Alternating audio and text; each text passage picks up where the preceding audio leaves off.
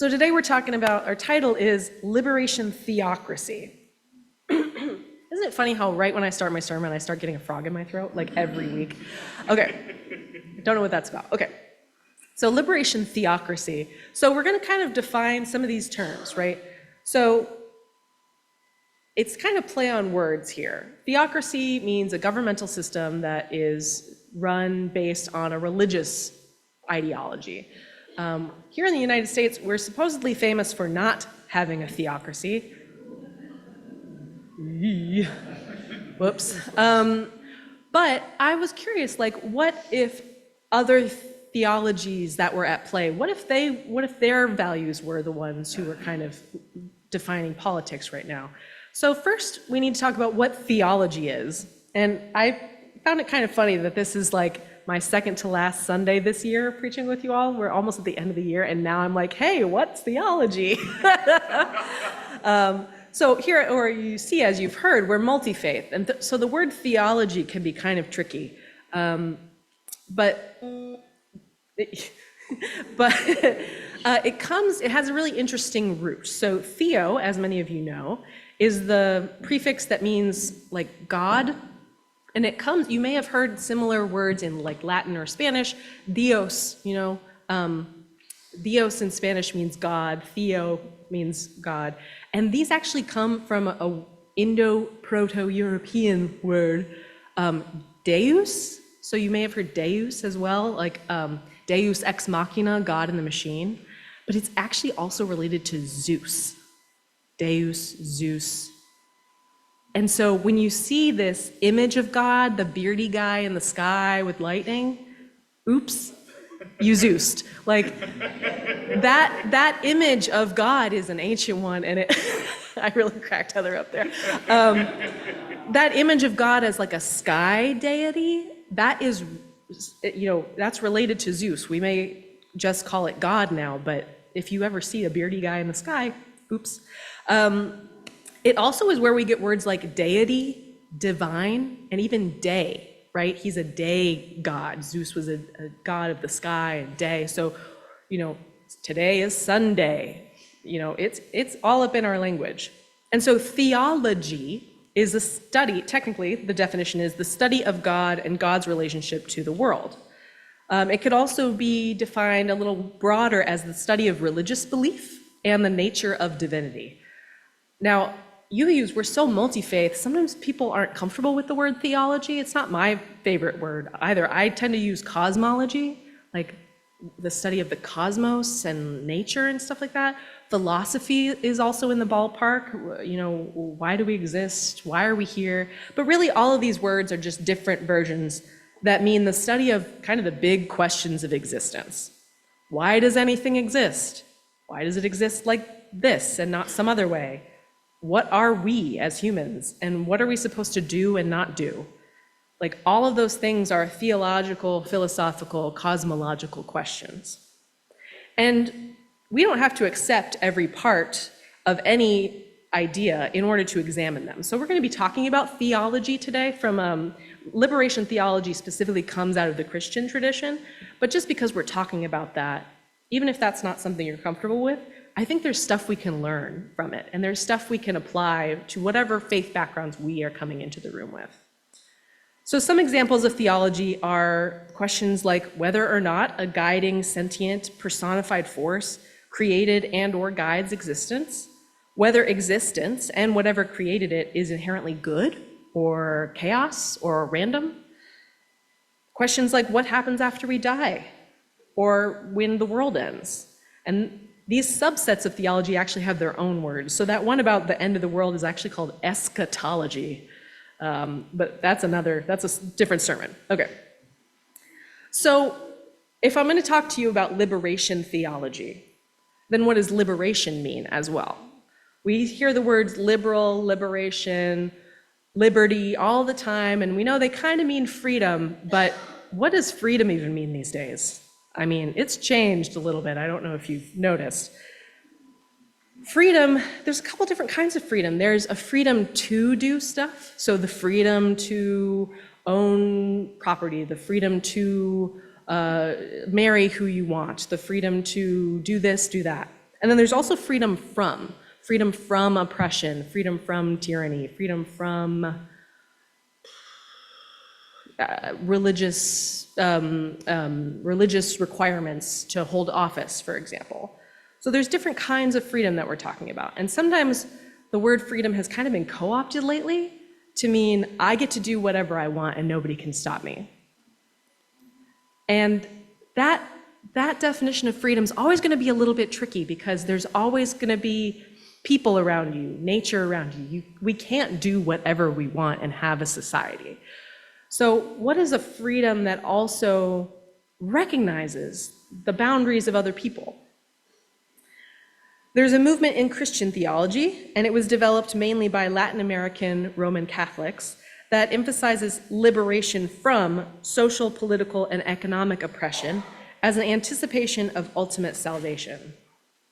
And we have some of the proponents of liberation theology on the screen. This is our only slide today, so I hope you enjoy the artwork.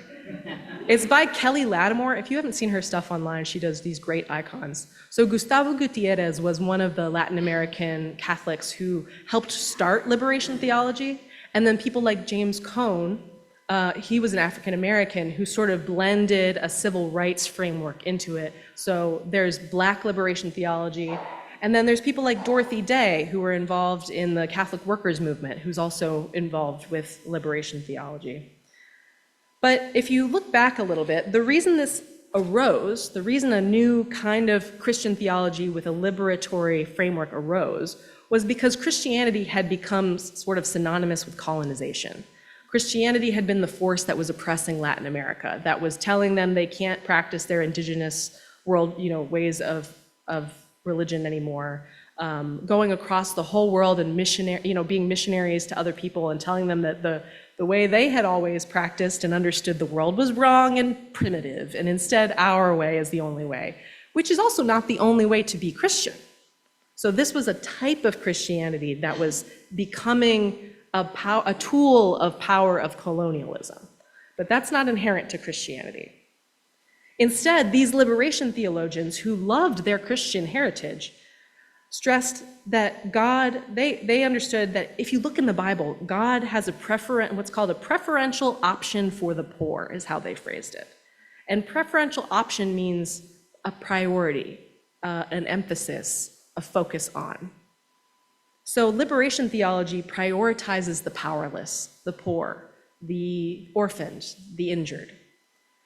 These liberation theologians, like Gustavo Gutierrez and many others in Latin America, saw that poverty in Latin America was pervasive and imposed by colonization, which would extract resources from a place and leave it impoverished.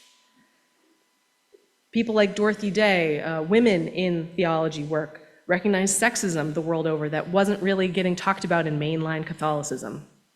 And then, of course, Black Americans were struggling with racism. And so how do we understand God in systems of oppression? Where do we understand God to be playing, or the divine or nature?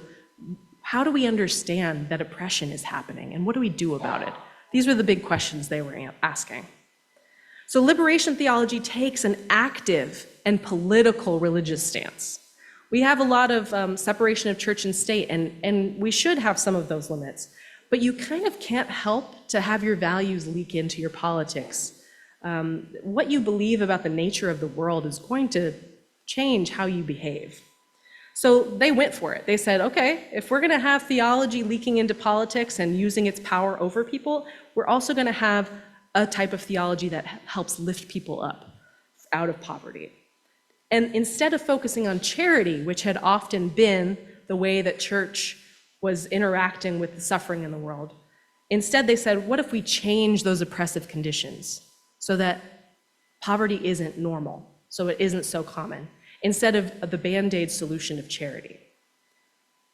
Now, Unitarian Universalism has always kind of been involved in these same arenas.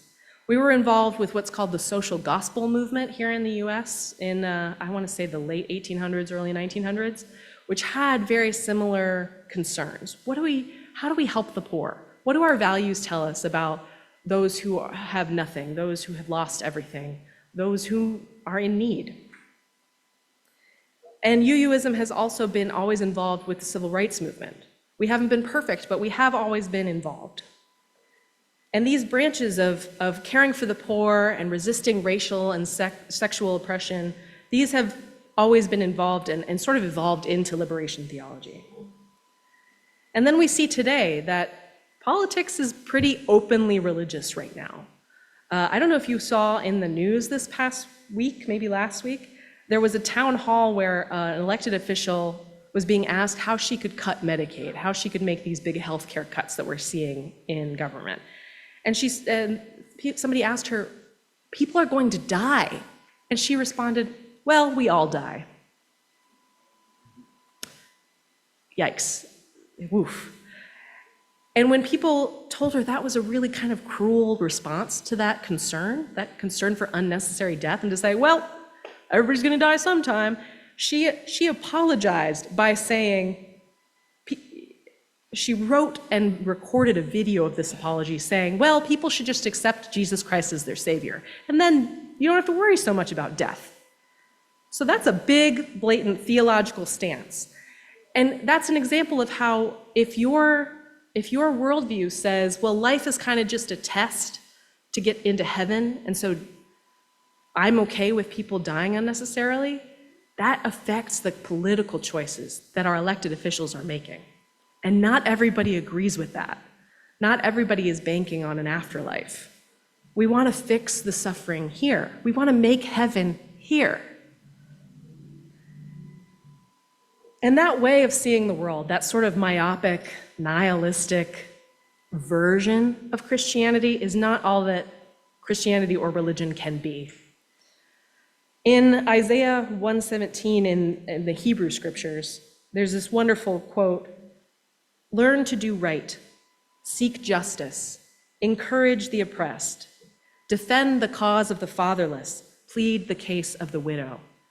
And quotes like that are just as present throughout the Bible as any other reading you could make. Why don't we emphasize those? That's the question people are asking. Why don't people who are in elected positions and who call themselves Christian, why aren't we emphasizing love and care and support for those who are suffering? And the liberation theologians were deeply involved, deeply analytical with the Bible, and they said, this is in there. Why don't we emphasize this? There's always internal diversity within any religious group. We here at Unitarian Universalist congregations, we value pluralism, and we often say that that means including Jewish folks, Christian folks, pagans, non-theists, Muslims, Hindus, Buddhists, people of all faith traditions. It means we include you.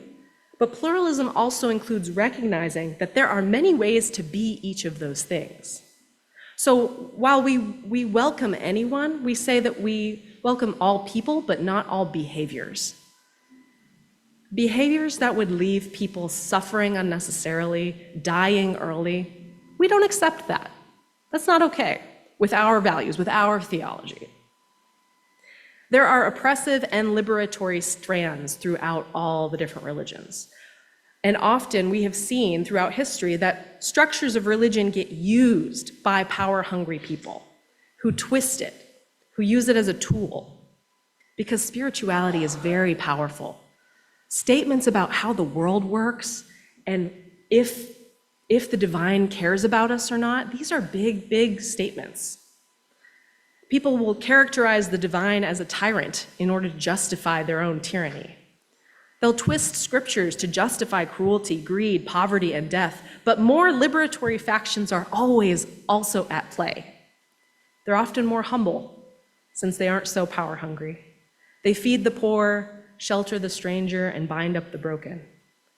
They also get involved in politics to try to stop these systemic oppressions from happening in the first place. This congregation has shown itself to be among that number. We have a monthly soup kitchen. We shelter people in the winter months. We're the only warming shelter in Anderson County. We give out gift cards to walk-ins who say, I have nothing, I'm living in my van. And we offer them a little bit of food, a little bit of resources that we are able to do. So what if UU values were the sort of popular theology? What would it be like if our elected officials were all UUs? Like, what would that be like? Unfortunately, very unlikely to happen. But what if? What if? Well, first off, we wouldn't be forcing those values on other people. We kind of don't do that. So it wouldn't work like this. But just, if you imagine that rather than being a political official who is using your religious beliefs to force other people to do the same, what if you just use them as your values to kind of help you make decisions? What would it look like? Our values are justice, equity, transformation, pluralism, interdependence, generosity, and love. What would it look like if we started to build society and the world based on those values? Pretty different.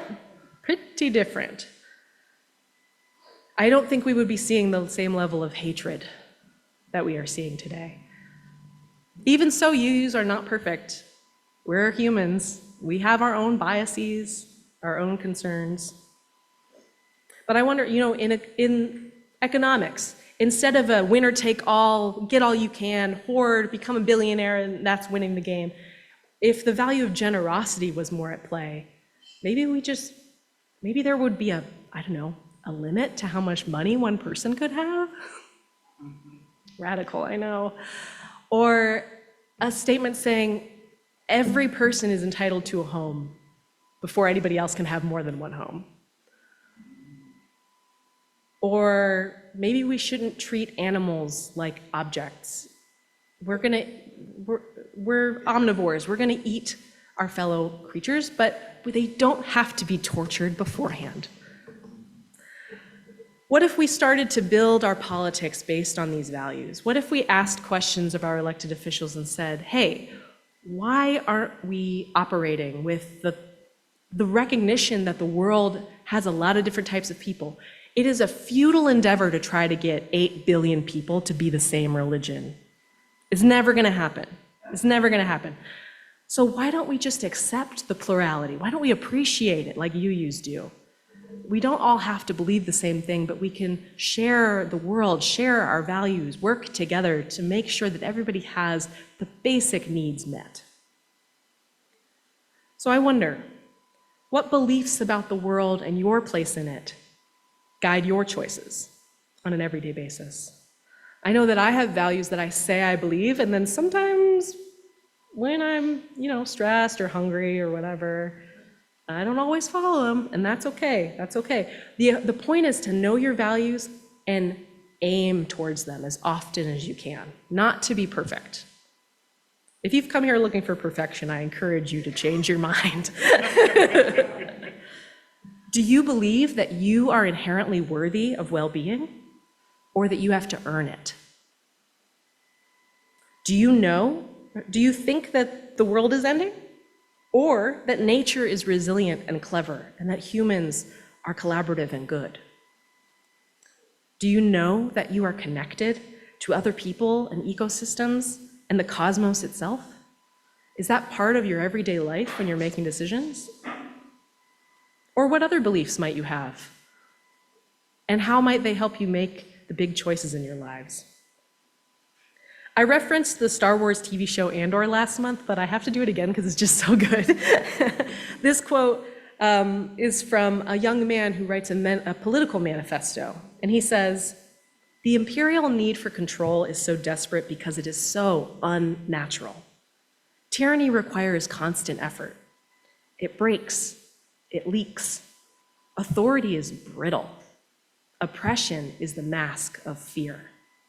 End quote. And kind of paired with that, I saw another quote this week from Walter Brueggemann from his book, The Prophetic Imagination.